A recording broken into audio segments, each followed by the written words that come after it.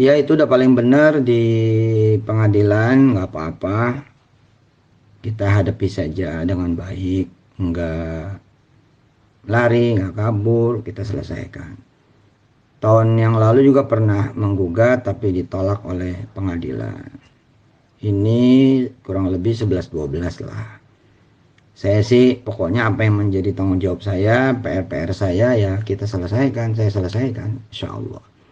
Dari 2.900 kurang lebih yang pada ikut patungan usaha dari 2012 sebagai dulu gerakan ya Persatuan Umat, Persatuan Ekonomi Umat.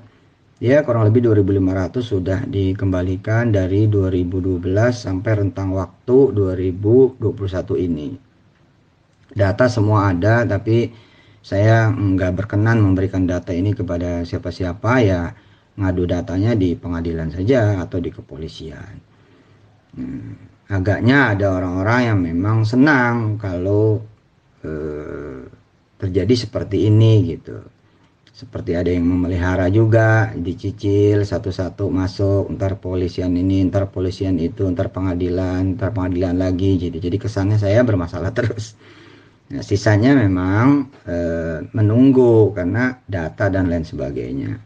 Nah, dulu juga bukan karena gagal kan, tapi karena regulasi OJK menyetop patungan usaha. Dan saya pun kan udah cerita dari awal dulu bahwa kita udah stop duluan juga sebelum OJK nyetop karena ada nasihat daripada Dahlan Iskan.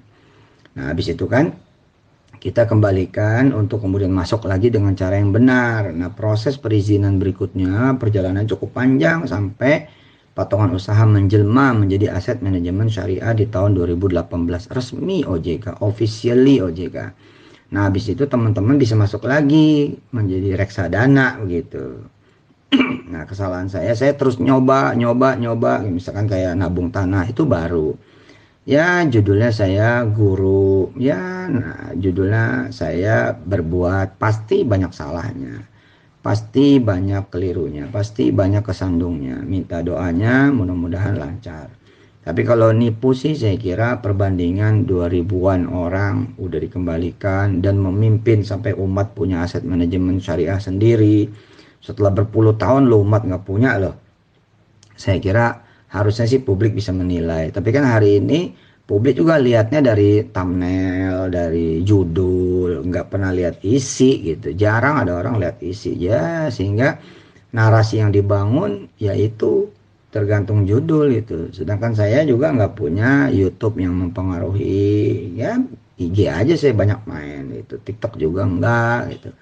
TikTok ada kawan-kawan muhibbin yang pecinta saya pada bikin, tapi ya segitu doang gitu. Dan kalau yang rame kan yang gitu-gitu, kalau yang bener mah kagak rame gitu.